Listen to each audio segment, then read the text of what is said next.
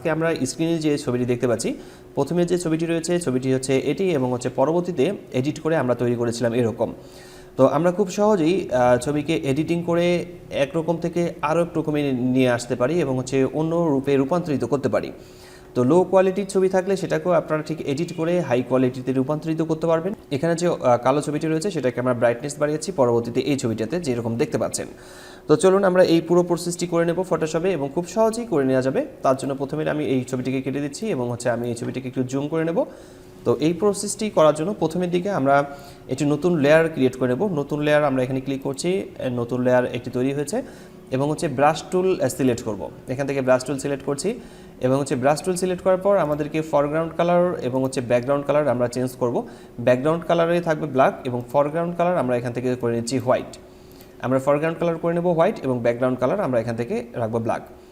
এরপর আমরা ব্রাশের সাইজ নিয়ে নিচ্ছি, প্রথমে এই সাইজটিকে নিয়ে নেব এবং হার্ডনেসটাকে আমরা 20 এবং হচ্ছে 15-এর মাঝামাঝি রেখে নেব, 15 অথবা হচ্ছে 20-র মাঝামাঝি। অপাসিটি এখান থেকে করে রাখতে হবে 100 এবং ফ্লো এখান থেকে করে রাখবো 100। এরপর আমরা ব্রাশের সাইজটাকে বড় ছোটো করতে পারি। আপনারা কিবোর্ড থেকে third bracket start button press করলে এটা ছোট হবে, আবার থার্ড ব্র্যাকেট ইন্ট প্রেস করলে আমাদের ব্রাশের সাইজটি বড় হবে। তো এখানে ব্রাশের সাইজটি এই অবস্থায় রয়েছে, এবং আমরা যতটুকু জায়গাতে স্ক্রিন দেখতে পাচ্ছি ঠিক ততটুকু জায়গাতে আমরা এই মাউসের বাম বাটন ড্র্যাগ করে এই জায়গাগুলোকে সিলেক্ট করে নেব। আমি মাউসের বাম বাটন প্রেস করে ধরে আমি যতটুকু জায়গাতে স্ক্রিন দেখতে পাচ্ছি ঠিক ততটুকু জায়গা আমি এখান থেকে সিলেকশন করে নিচ্ছি। একটু ধীরে ধীরে সিলেকশন করব, এবং হচ্ছে আমি প্রথমের দিকে বাউন্ডারি সিলেকশন করে নিচ্ছি যেন ভিতরের সিলেকশনটা পরবর্তীতে খুব সহজেই করা যায়। তো আমি বাইরের সিলেকশনটাকে একটু ধীরে ধীরে সিলেকশন করে নেব। এরপর হচ্ছে আমি ভিতরের সিলেকশনটাকে ঠিক এভাবে সিলেকশন করে নিচ্ছি।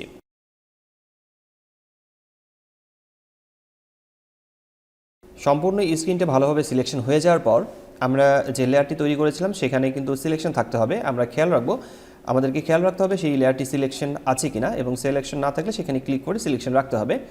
এবং হচ্ছে এখানে লেখা রয়েছে নর্মাল, এই নর্মালি ক্লিক করার পর আমরা এখান থেকে সফট লাইট এই লেখাটিতে ক্লিক করব। সফট লাইট ক্লিক করলে আপনারা দেখতে পারবেন যে আগে যেরকম কালার ছিল সেই কালারটি গিয়ে এখন একটু লাইট কালার চলে আসছে, এবং হচ্ছে ব্রাইটনেসটি খুব ভালো দেখা যাচ্ছে। আমাদের এখন এই ভ্রু এবং হচ্ছে চোখের কালার ঠিক করতে হবে, এজন্য আমরা এই লেয়ারটিকে অ্যাড মার্কস করে নিচ্ছি। এখান থেকে অ্যাড মার্কস ক্লিক করে এখানে অ্যাড মার্কস লেয়ার নিতে হবে। এরপর আমরা ছবিটিকে একটু জুম করে নেব। জুম করে নেওয়ার পর এখান থেকে ব্রাশের সাইজটিকে একটু ছোটো করে নিচ্ছি, এবং হচ্ছে এখানে অপাসিটি 100 এবং হচ্ছে ফ্লো এখানে 100 দেওয়া আছে। আমরা এই অপাসিটি এখান থেকে রাখবো 50% অথবা হচ্ছে 40% রাখছি, এবং হচ্ছে ফ্লো এখান থেকে রাখছি 50%। আর একটু বিষয় খেয়াল রাখতে হবে, সেটা হচ্ছে ফরগ্রাউন্ড কালার থাকবে ব্ল্যাক এবং হচ্ছে ব্যাকগ্রাউন্ড কালার থাকবে হোয়াইট। এই বিষয়টি একটু খেয়াল রাখতে হবে। ফরগ্রাউন্ড কালার এখান থেকে ব্ল্যাক থাকছে এবং ব্যাকগ্রাউন্ড কালার হোয়াইট থাকছে। তো ব্রাশের সাইজটিকে একটু ছোটো করে নেওয়ার পর আমরা এই ভ্রুটাকে এখান থেকে ঠিক করে নিচ্ছি, একটু ব্ল্যাক করে নেব। আবার এখান থেকে আমরা ভ্রুটাকে এখান থেকে একটু ব্ল্যাক করে নিচ্ছি। তো ব্রাশের সাইজটিকে আরও একটু ছোটো করে নেব। চোখের নিচে যে এরিয়াটা আছে সেই এরিয়াটাকে আমরা ব্ল্যাক করে দিচ্ছি এখানে, আবার এখানে আমরা ব্ল্যাক করে দিচ্ছি।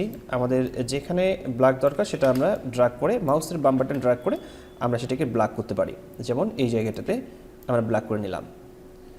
এরপরের কাজ হচ্ছে আমাদের চোখের যে মনিটর রয়েছে চোখের মনিটরকে ব্ল্যাক করা। তো আমরা ব্রাশের সাইজটাকে একটু বড় করে নেব। এরপর আমরা এখানে বেশ কয়েকবার ক্লিক করলে এই চোখের মনিটর ব্ল্যাক হয়ে যাবে। তারপর এখানে ক্লিক করছি, এখানে ক্লিক করেও আমরা চোখের মনিটরকে ব্ল্যাক করে নিচ্ছি। তো আমাদের কাজ মোটামুটি এখানে হয়ে গেছে। তো এরপর আমরা আরও একটি কাজ করি, সেটি হচ্ছে এখানে রয়েছে অ্যাডজাস্টমেন্ট। এই অ্যাডজাস্টমেন্টটি ক্লিক করতে হবে। অ্যাডজাস্টমেন্টটি ক্লিক করার পর আমরা এখান থেকে উপরের দিকে ব্রাইটনেস এবং হচ্ছে কন্ট্রাস্ট এইখানে ক্লিক করছি। ব্রাইটনেস এবং কন্ট্রাস্টটি ক্লিক করার পর ব্রাইটনেস আমরা এখান থেকে নিচের দিকে মাইনাস করে রাখবো 5। আমরা এখান থেকে ব্রাইটনেস -5 রাখছি, এবং কন্ট্রাস্ট এখান থেকে রাখছি 15। কন্ট্রাস্ট এখান থেকে রাখবো আমরা 15, অথবা হচ্ছে আপনার 20-র পাশাপাশি রাখতে পারেন, তবে এখান থেকে 15 রাখাটাই সবচেয়ে বেশি ভালো হবে। তো এখন এখানে যে লেয়ারগুলো তৈরি হয়েছে সবগুলো লেয়ার কিবোর্ড থেকে কন্ট্রোল প্রেস করে মাউসের বাম বাটন প্রেস করে সবগুলো লেয়ারকে সিলেক্ট করতে হবে, এবং যে কোনো একটি লেয়ারের উপরে রাইট বাটন ক্লিক করার পর আমরা এখান থেকে মার্জ লেয়ারে ক্লিক করব। তাহলে সবগুলো লেয়ার মূলত একটি লেয়ারেই রূপান্তরিত হয়ে যাবে। এরপর আমাদের কাজ হচ্ছে যে ঠোঁটের যে কালার রয়েছে এই কালারটিকে চেঞ্জ করা। আমরা যদি ঠোঁটের কালার চেঞ্জ করতে চাই আবারও আমরা নতুন একটি লেয়ার নিয়ে নিচ্ছি। এরপর আমরা ফরগ্রাউন্ড কালার এখানে দেখতে পাচ্ছি হোয়াইট। ফরগ্রাউন্ড কালারে ক্লিক করার পর আমরা এখান থেকে কালার নেব পিঙ্ক কালার। আমরা যে কালারটা দিতে চাই সেই কালারটি এখান থেকে সিলেক্ট করে নেব। আমি পিঙ্ক কালার সিলেক্ট করছি, এবং হচ্ছে আমি একটু ছবিটিকে জুম করে নেব। জুম করে নেওয়ার পর আমরা আবারও ব্রাশ সিলেক্ট করে নিচ্ছি। ব্রাশ সিলেক্ট করে নেওয়ার পর আমরা এখান থেকে অপাসিটি রাখবো 100, ফ্লো এখান থেকে রাখছি 100। ব্রাশের সাইজটাকে একটু ছোট করে নেব। এরপর হচ্ছে ঠোঁটের পুরো এরিয়াটাকে আমরা সিলেকশন করে নিচ্ছি। আমরা পুরো ঠোঁটটাকে সিলেকশন করে নেব ঠিক এভাবে ধীরে ধীরে একটু সিলেকশন করতে হবে, কোথাও যেন এলোমেলো হয়ে না যায়।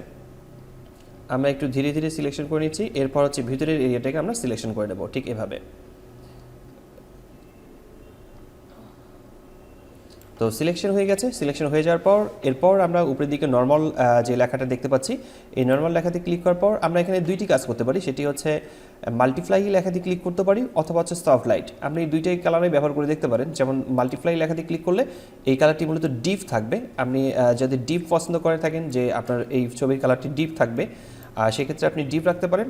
আর যদি আপনি এখান থেকে সফট লাইট ব্যবহার করে নেন তাহলে দেখবেন যে কালারটি একটু হালকা হয়ে গেছে। তো আমার কাছে মনে হচ্ছে যে সফট লাইট ব্যবহার করাই সবচেয়ে বেশি ভালো হবে। আমি এখান থেকে সফট লাইট কালারটিকে ব্যবহার করার জন্য রিকমেন্ড করব। তো আপনারা এখান থেকে সফট লাইট কালারটি অ্যাপ্লাই করবেন।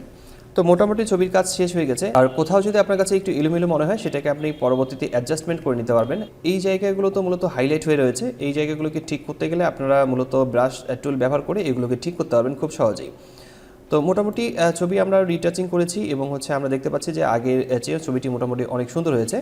তো এই ছিল মূলত আজকের ফটোশপের টিউটোরিয়ালে আমি কীভাবে মূলত ফটো রিটাচিং করতে হয় সেটা দেখানো হয়েছে। আপনাদের কোনো প্রশ্ন থাকলে অবশ্যই কমেন্ট বক্সে কমেন্ট করে জানাবেন।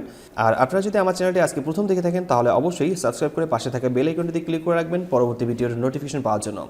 আজকের টিউটোরিয়ালটি এখানে শেষ করছি। দেখা হচ্ছে ফটোশপের নতুন কোনো টিউটোরিয়ালে। ততক্ষণ পর্যন্ত সবাই ভালো থাকবেন, সুস্থ থাকবেন। ধন্যবাদ সবাইকে।